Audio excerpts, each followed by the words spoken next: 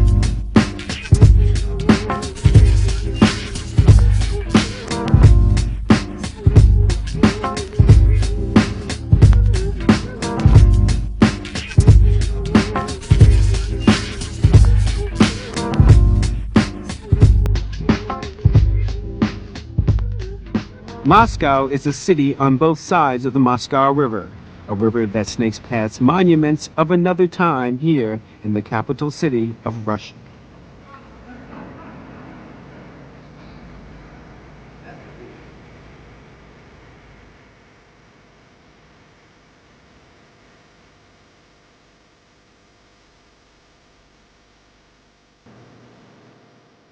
I came here in late spring, a time when the river mist rises through the rain, when on sunnier days couples can be seen along the banks of a river that have seen countless generations come and go.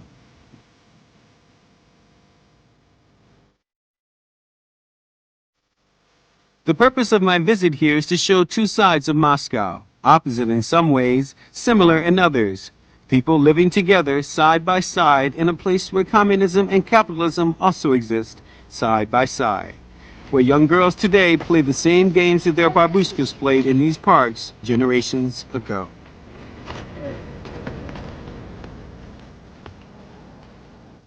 The sights and sounds I'm about to show you are not what you normally might expect to see in most documentaries about Russia. Sadly enough, images of black men and women living in Moscow have been all too rare on American national television. For whatever reason, the darker-skinned members of the Russian society were all but ignored on Western television until I brought my camera to Russia and recorded these pages taken from an African-American journal.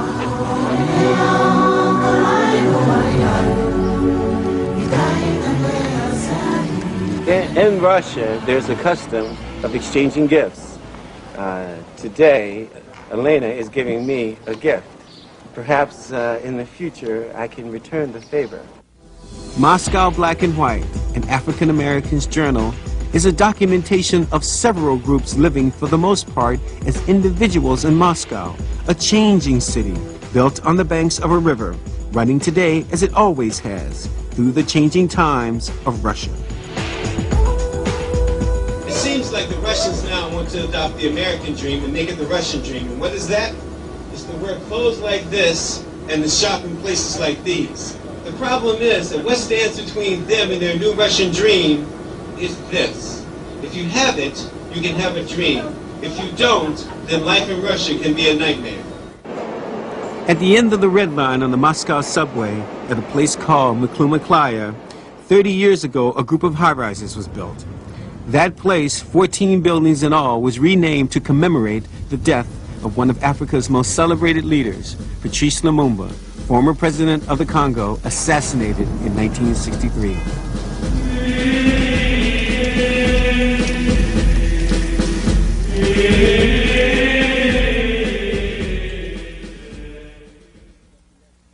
Yeah, we're in front of, this is the female block, this is block 11.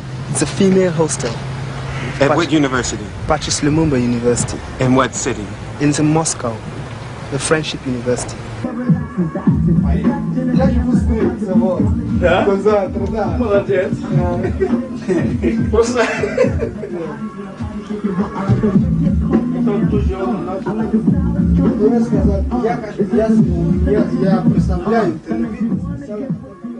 Right now we're in Moscow, but he's from one city. What's the name of the city? Lugansk. Lugansk. He's from Lugansk. I know him quite a long time now. He's been coming here, over here on weekends. You know, tomorrow is Saturday, and we take a rest. We rest around. We just have a chat and have a good time. Well, this university, as far as I know, trains students from third world countries, right? Most of the students over here come from Africa, right? Some to come from the Latin America, some come from these Asian countries, some to come from these Eastern Asian countries, all over, right? But we have a lot of guys, all from these African countries, right? Good. Its aim is to educate third world countries, bring them up, and send them back home. Has it changed much since perestroika? Yeah, of course. This university was once called Patrice Lumumba University. Well, I think about a year ago the name has been changed now. Now it's called the People's Friendship University. Right? That name, that Patrice Lumumba, has been removed. Why it's been removed, no one knows. I lived in Sierra Leone about 4 years ago. So I had a choice to either go to the States to study medicine, but I have an uncle who lives in the States. He's been there for about 25, 26 years. I had a choice to go to the States for the first time to study medicine or to come to Soviet Union. But I consider myself a black Indiana Jones. So I looked at it and said, I have to go to Soviet Union because I was born there. I don't know anything about the place. I have to see how it's like. So I came here 3 years ago. And when I came here, I went through a lot of trials and tribulations because it was a different system, it was a different life, different culture, everything. My main reason for studying here, actually my main principal reason for studying here was that my father studied here, and I was born here in this university. My father and mother studied in this university. My father studied in this faculty, medical faculty. You were born here? Yeah, I was born in Moscow. Over the last 3 decades, the Communist Party has brought thousands of African students to Russia. The purpose of their coming was, of course, to get a knowledge of how to spread communism and a return ticket home. But they also got a first-rate education that included a knowledge of science, metallurgy, law, and medicine. In the main general hospital in the capital of Sierra Leone, in Freetown, we have over 50–60% of the main and most proficient doctors there. They've been through the corridors of Patrice Lumumba.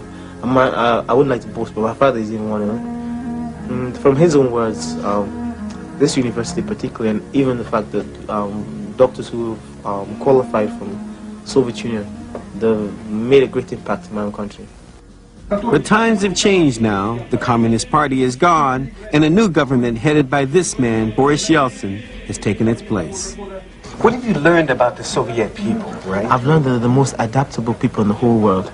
In terms of adaptation, you will never find a more adaptable people. When I came here, I came here still when in the brunt of communism, when it was still on and life was still surrounded by a barrier, that kind of thing. But inside the 3 years that I've been here, me and Chicken, I've been here the 3 years, the kind of changes I've undergone here, I've never been undergone in any country. That can only take place in a country in the space of no less than 50 years, up to 100 years. What I'm talking about now is history. What's happened here in the last 3 years in the Soviet Union has never happened anywhere in the world in such a time and will never happen again. What happened? In terms of moralistic changes, social changes, in terms of economic changes, in terms of political changes, everything. Right now you could, a person who took a walk in the streets Soviet Union 3 years ago in the streets would have felt that would have known exactly where he was. But now if you take a walk through the Soviet street, you feel that you're in some highly well-developed European country. Because the kind of change that got here, the mentality of the people has changed as well. Hello, my name is Alina. Hello, my name is Andrew. My name is Alina. Your name is Alima? Alina. Alina. Nice to meet you. 5 years ago, when we came over here, when I was here 5 years ago, you were black and you're walking in town and they call you a monkey, they're calling you all types of names that you wouldn't like. But right now it's changing, the attitude towards blacks is a little bit changing, even though it's still there, but it's changing. They realize the fact that blacks are a little bit, I mean, they find when you look at the telly and they look at films, they find blacks in the films. I mean, when they read news about the States and all those things, they get to know that in the States and in London there are a lot of blacks and all. So the attitude towards blacks over here is practically changing. All right, her name is Lena. I don't know why she's very shy. She's a lady of mixed blood, so she's a very high. She got a beautiful personality, and like I say, to me, she's a perfect lady. She's a gem. She's a gem. So I don't know why she's never shy. She's never shy, but I don't know why today like. Maybe it's the bald head. No, I don't think so. The shine. Is it the shine? Should I put my hat on? Is it maybe it's affecting her eyesight or whatever? Come on over here, right? You're a black woman, you've been raised in Russia, yes? Right? Tell me about your experience here. Come, talk to me. It's okay. Don't be shy. I don't know. I swear I don't know. I'll ask you the questions. Tell me what to say. Where were you born? Moscow. Okay, when were you? What time? I mean, is your mother Nigerian, your father Russian? My mom is Russian, my father is Nigerian. Yeah? What was your upbringing? Where were you brought up? Moscow. Brought up in Moscow. How has it changed for you? How has life changed for you here in Moscow? How has life in Russia changed? Has it changed? Yes. And people have become more broad-minded. I mean, like, well, maybe before when I was a kid, like in school, no one wanted to play with me because I was black. But it's different now. I mean, nobody cares if you're black or white. When you were a kid and nobody wanted to play with you because you were black, right? How did that make you feel? What do you think? I mean, I know. Look, come on, don't give me a hard time, okay? I have an idea, but I want you to tell the people, Horrible. Yeah? And when did it start to change, okay? The perestroika. The buildings are still here on the outskirts of Moscow, but the name Patrice Lumumba University no longer exists. And where the old university used to be free, the new one now has a fee. Starting from medicine. Medicine annually, they made it from 2005 to 3,000 US for the foreigners. For the Russians, I think it's still free. Economics and law, 1,005 annually. Journalism, 1,005. And other single honors, from 1,000 to 1,005.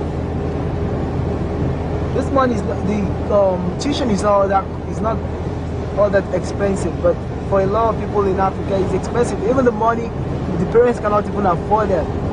Because when you convert this money into the local currency, it's a lot of money. Many African students come from countries strapped heavily by war, debt, and crushing bureaucracies. Their governments unwilling or unable to make such payments, many students have been sent home. Others manage to cope with just enough money for tuition and not much left for food. Back 5 years ago, everything was I think normal. You could live on your school's scholarship that comes from the government, right? But now it becomes practically impossible, and you find a lot of students over here struggling and finding means of ways to survive. No longer fearing communist indoctrination, Asians are now bringing in highly valued currency in exchange for what has always been an excellent education. Perhaps that explains why this year the number of Asian students has doubled. There was a time when an education in Russia for African students was a bridge to a better life. The times are changing. The question is, are African students still welcome here in Russia? For perestroika, I think the foreigners were in defense because the Communist Party defended us, but now foreigners are completely defenseless. We're only living by the wind. Where the wind blows, that's where we go. Yes, it is a good thing that the Russians bring black students here to educate them, but in some ways it's very dangerous. A year ago, a black student was killed right here. There have been so many occasions when foreigners have been killed. For example, we had a friend here in the Moscow Engineering Institute, a Ghanaian who was killed in this room for a video recorder. So you can just imagine what is happening here. Just for a video recorder, a human being can be killed. Communism has been far and away the most famous of those institutions brought down by perestroika. But to the Russian people, the changes in their economy are far more important than political changes. What they've discovered is that the price of freedom is perhaps more than what they can afford.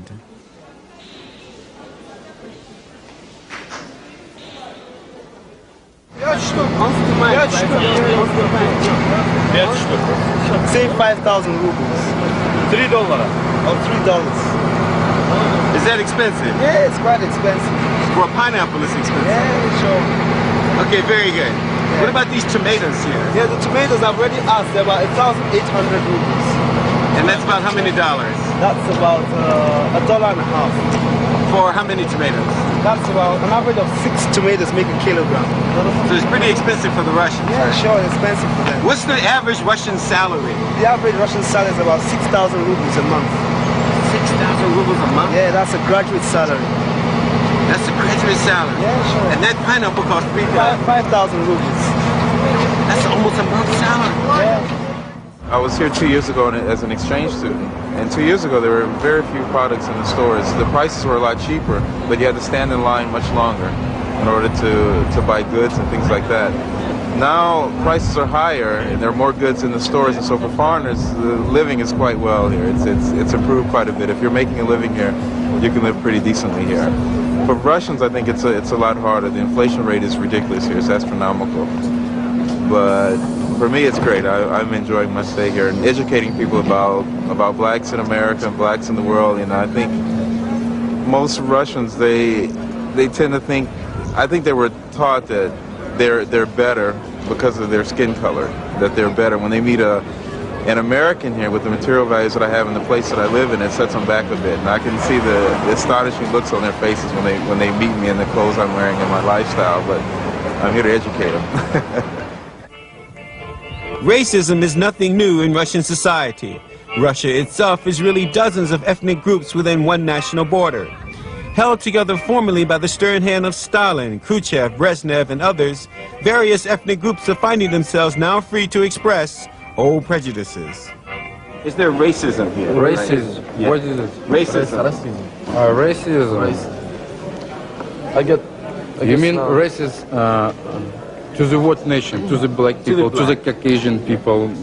We have. I think that we have our own racism here because we have so different nation here. I can't say that it's so strong, but it became worse every year, I think. You look like you're Asian, yes? Of Asian descent? Yes, I'm Asian. I'm clean, original Asian. As I look around me, I see, am I correct in saying that there are many people of Asian descent in Russia? Many Russians of Asian descent? Yeah, maybe it's a problem, like a problem about black people in Russia. Explain it to me, please. Okay, we have in Russia a lot of Korean peoples, a lot of Kazakish, Kyrgyzstan and Uzbekish people, and of course we have problems because we are yellow, we has other face than Russian people and white people, but I have friends, Russian guys, and but we are afraid of him. Black friends, and I have only one problem because any people in the street can say me, get out from Russia, you are not Russian, get out. As for me, for example, I have my own opinion about it. I think that the color of skin is not matter. For example, I know some people who study in our university, they are black, but they live the whole their life in Russia. But they're the same people, they are Russian but black. But for example, if the white people live the whole life in Africa, he is black people with the white skin. I'm black inside, I think. In my former life, I was black. Not all blacks in Russia have black skin. I met a black Russian in a restaurant downtown, open one night a week from midnight till 5 in the morning.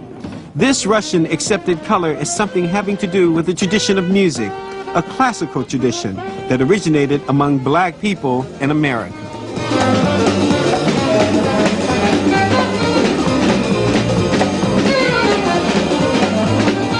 I became fan of American culture and especially jazz after war. In short time between 45 and 47, when we was good friends. And after abandoning, I stayed jazz fan and became jazz player. Was it difficult for you? Yes, it was deep underground, deep and risky.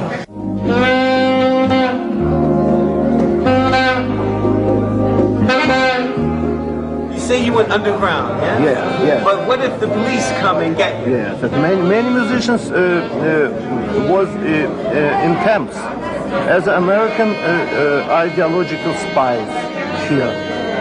And it was very risky and very difficult to play, but it was sense of our life, fighting against this ideology with the jazz art. It was very power remedy of fighting. Why do you love jazz? Why? Yeah. I told you, I don't know, because I have a black soul, I think.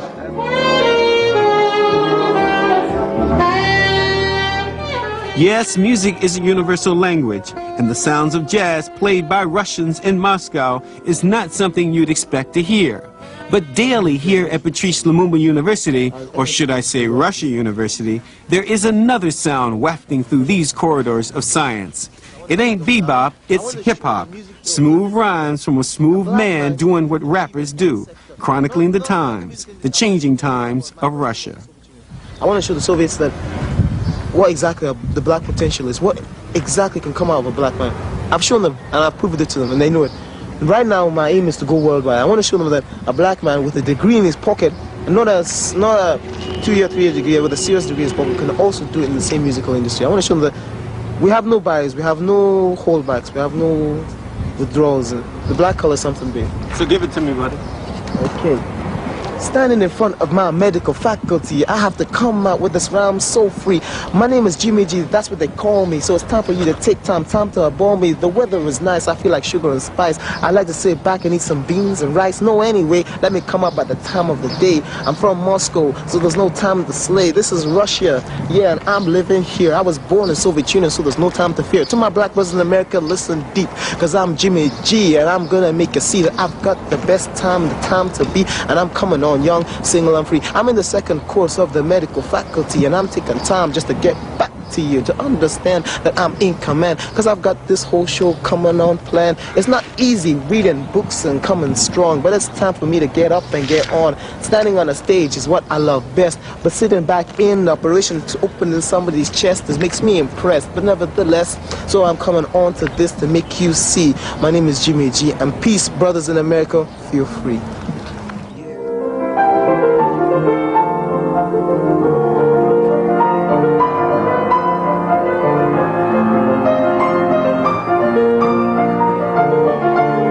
Born to a Russian mother and Ghanaian father, Elena Tomaskani has spent her entire life here in Russia, the place where she was born, the country she knows as home. I started playing on the piano when I was 6 years old. It was my grandmother who thought of teaching me music. Because I began singing at a very early age, my grandmother decided that I would become a very important musician. In fact, she said that as soon as I was born, I began singing a lot, and she very much wanted me to see the whole world.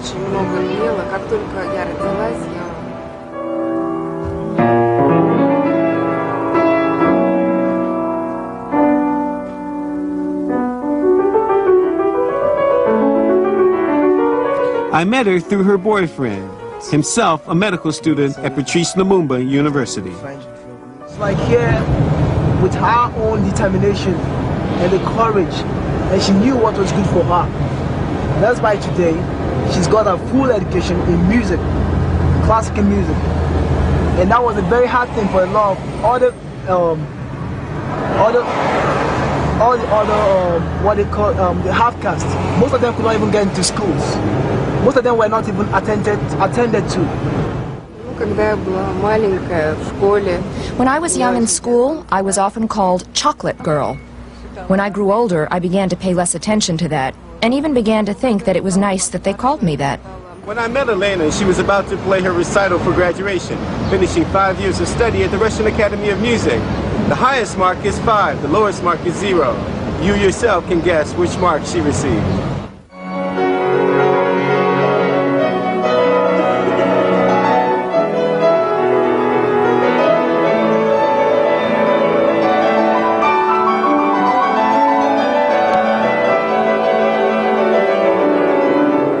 Like music flowing from a grand piano, the Moscow River, like all mighty rivers, has a way of enduring, flowing endlessly like time itself through the ups and downs of life in a changing society. For blacks and whites in Moscow, perhaps their challenge is to be like a river, enduring, changing, flowing through time and over obstacles that sometimes make life seem impossible. But listen again more carefully, and the melody sounding like a bit of hope can sometimes be heard, if only as a whisper. This is Andrew P. Jones reporting from Moscow.